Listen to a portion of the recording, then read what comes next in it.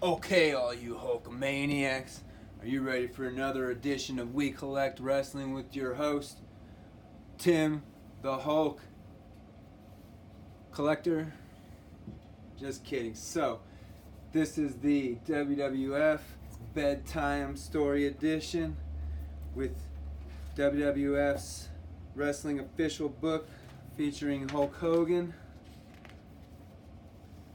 So this is the introduction by Hulk Hogan.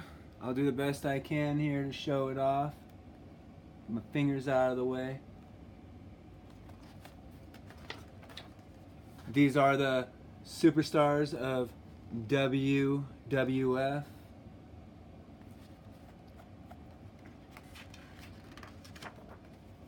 This right here is Hollywood Hulk Hogan. Also Python Power up there on the top with the bandana. Say your prayers, eat your vitamins as always. More Hulk Hogan. Let's get past that guy. Here we go. Macho Man Randy Savage. Randy Poffo, as other people may know him. With Miss Elizabeth. Next you have The Undertaker. Each part has a bio to it. This has got him against Roddy Piper and Macho Man. The next one we got him choking somebody here. Says nobody's name, so who knows? Probably just some jobber. He's bagging somebody up in that one.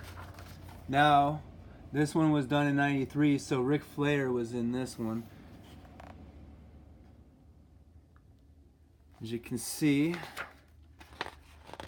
Next we have Sid Justice back in his WWF days.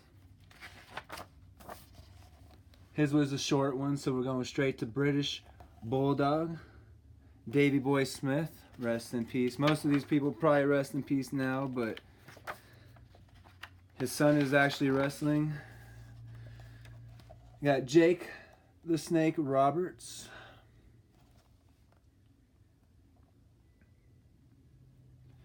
Big old snake, always had a python with him or something like that. This is him doing that to Macho Man Randy Savage with the snake. Sorry about the bad lighting and everything. Trying to do the best I can. We got Sergeant Slaughter. Back when he was still wrestling before he became retired and just in the backstage as one of the security people. We have the Beverly Brothers, really old school, Bo and Blake.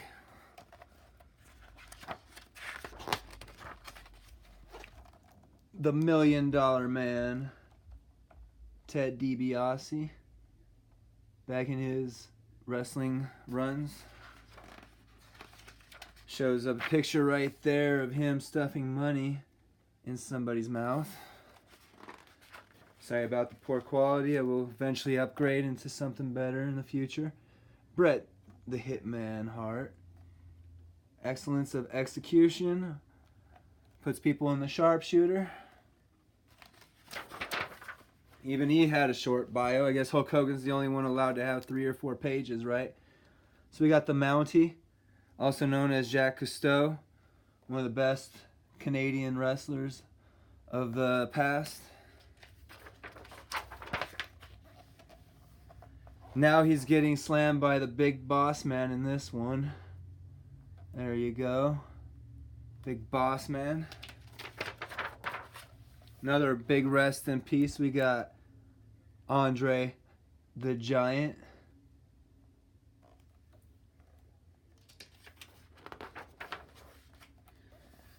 Anybody that remembers Erwin Arsheister, he used to have a tag team with the $1 Million Man and Mouth of the South Jimmy Hart.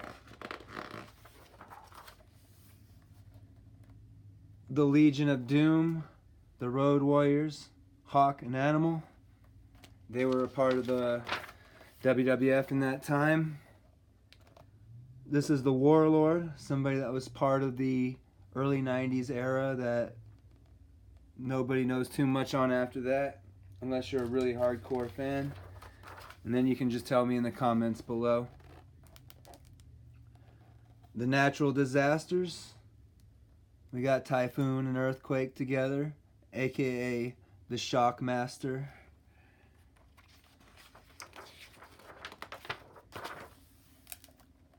Virgil during his run by himself, right after the $1 Million Man, Ted DiBiase, kicked him to the curb.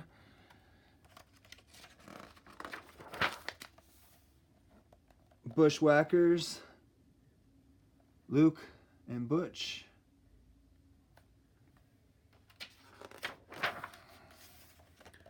This one is Shawn Michaels.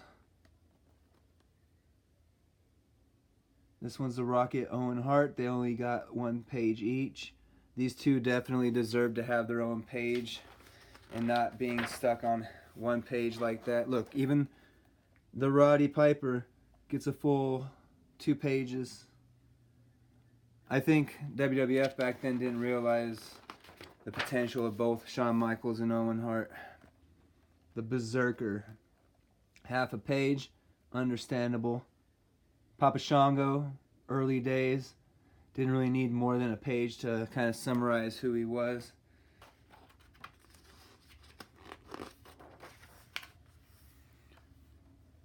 Hacksaw Jim Duggan. Looks like he was taking out the Sheik in that page.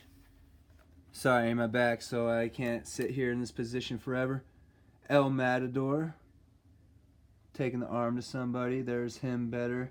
Tito Santana.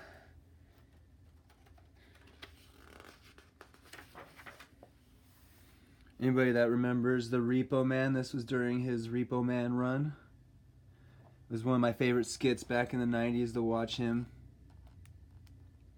Hercules.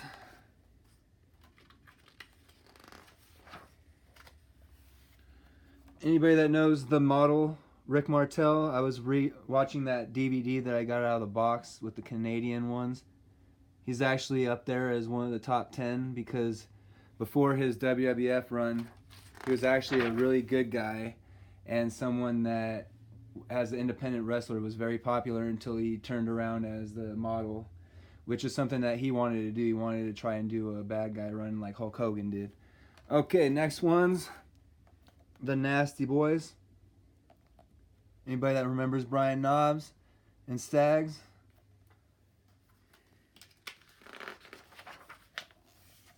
Skinner. Anybody that remembers this guy used to spit tobacco out of his mouth?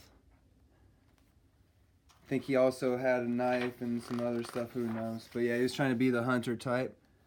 Tatanka got a half a page here. Do the best I can here. We'll get a little better of a close-up.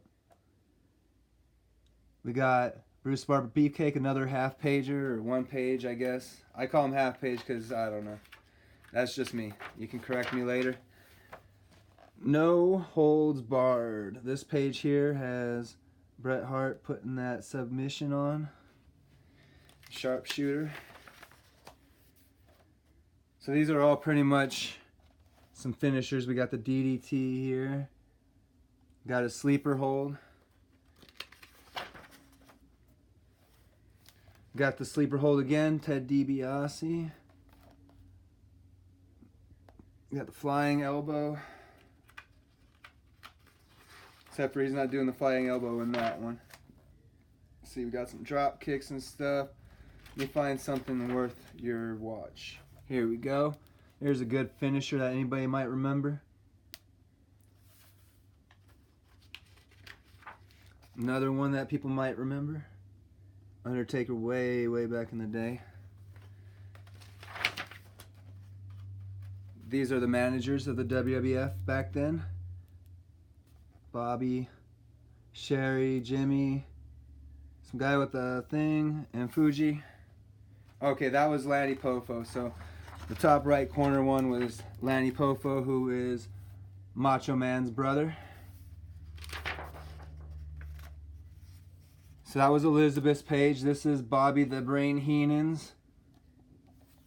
He was pretty good at interfering in everything. One of the best heel managers of all time, if not the. Jimmy Hart. Sorry Elizabeth got a short one, but we got a lot to cover here. Undertaker's Paul Bearer.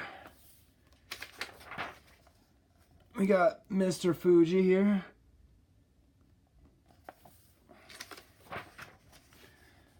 We got General Adnan. Sorry everyone, this is, like I said, very straining. This is the only way I can do it where you can actually get a good shot. So the Genus, Lanny Poffo, Sensational Sherry, WrestleMania Rules. Looks like that was the Royal Rumble, or the initial Royal Rumble. Some more WrestleMania moments here. Paul Orndorff. WrestleMania 2. Bundy in the cage. Let me adjust myself there. There we go. WrestleMania 3.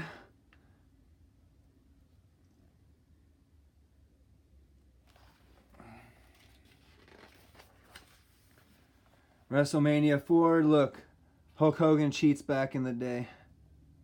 He's always been a cheater. Stealing belts off of people too. Just kidding. That was a tag match. Or no?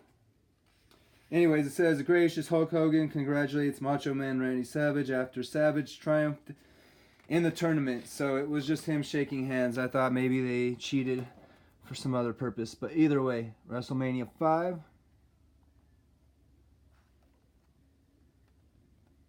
Going over these brief.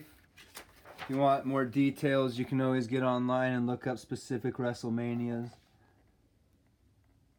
This was one of the greatest WrestleManias of my lifetime because as a kid, watching Ultimate Warrior win the belt was like the greatest moment of my childhood. WrestleMania 7.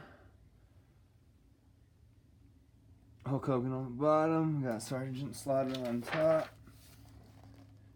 Get to grips with the WWF.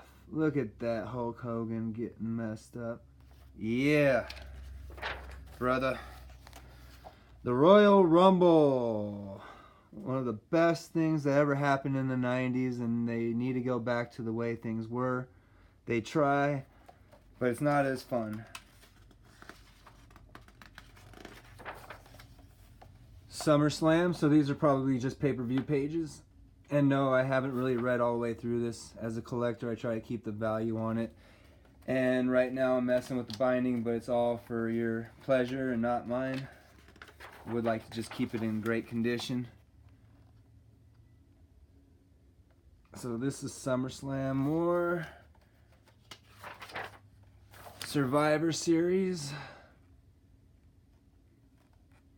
4-on-4s. Come on, pages. There we go. WWF Glows Global. So these are going to be our international stars. British Bulldog was the first one. Let's get out of the British Bulldog era. They're showing off him in Ireland, but he's really actually from Canada. Anybody that looks up Roddy Piper, he was actually really Canadian.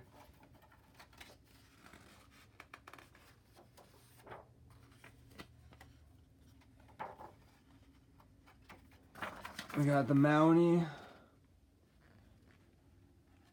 More Bulldog stuff. Here we go, some Japan stuff.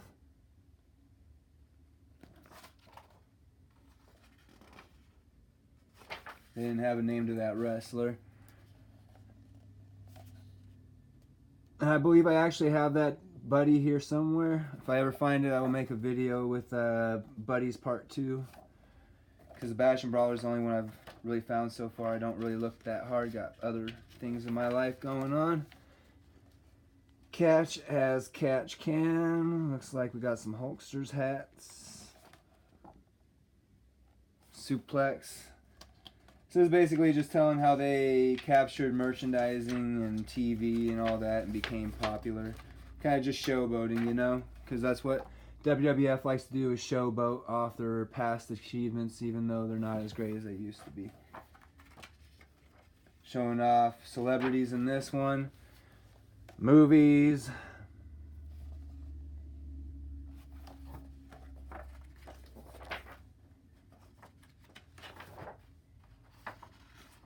And that's about it. Last thing is them advertising WWF magazine. Otherwise it was them showboating, saying, oh, we've been here, there, everywhere. Index for anybody that wants to say I didn't show off the very last pages. And the back of the book. Thank you very much for tuning in. I hope everybody had a wonderful day. And please subscribe if you haven't already, brother.